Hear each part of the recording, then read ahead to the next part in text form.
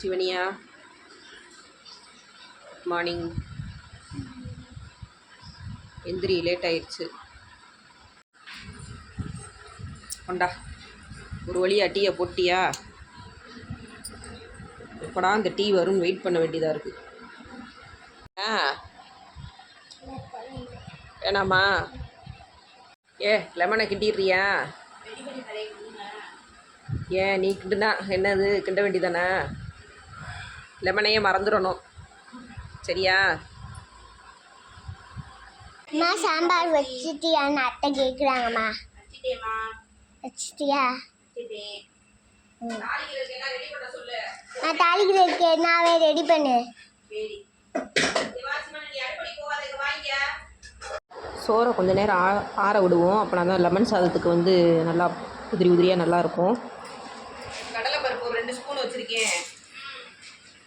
இந்தா உளுத்தம்பருப்பு ஒரு 2 ஸ்பூன் வச்சுருக்கேன்.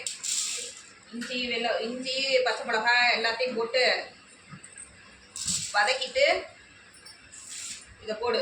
நல்லா பொன்னிறமாக ஊற்றி அப்படி தாளிச்சு கொண்டு வா. இப்படியே போட்டு பரட்டிடுவோம்.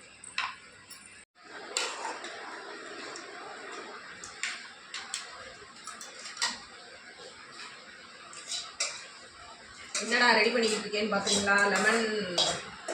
லெமன் சோறு. ஒரு தடவை இந்த பிள்ளை கிண்டி கொலை பண்ணி வச்சிருச்சு. அதுலேருந்து லெமன் சோறையை நாங்கள் கிண்டுறது கிடையாது. இன்னைக்கு சாப்பிடும் போல ஆசையாக இருந்துச்சு. சரி நான் கிண்டிக்கிறேன், கொண்டு எடுத்து வையின்னு லெமன் சோறு கிண்டிக்கிட்டு இருக்கேன்.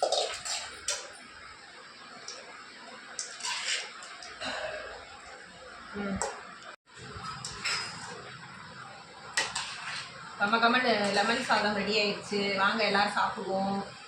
இந்த லெமன் சாதத்துக்கு உருளைக்கிழங்கு ஃப்ரை, அப்புறம் பார்த்தீங்கன்னா சாம்பார். லெமன் சாதம் ரெடி ஆயிடுச்சு. இப்போ சாப்பிடுவோம். உருளைக்கிழங்கு ஃப்ரை அண்டு உப்பு சாம்பார்.